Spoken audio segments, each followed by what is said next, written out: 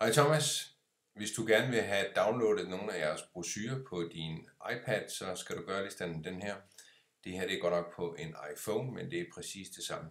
Du skal have programmet iBooks installeret. Så går du ind på Google, og så skriver du selvfølgelig HF Marine.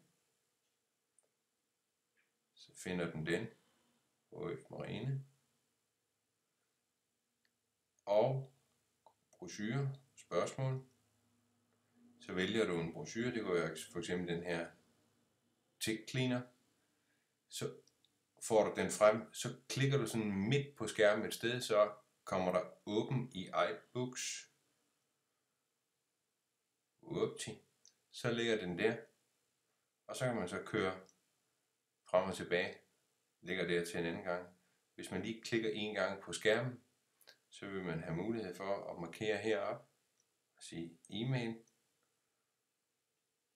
og sende. Det vil jeg selvfølgelig ikke. Slet udkast. Og tilbage igen. Op på biblioteket. Så ligger den der.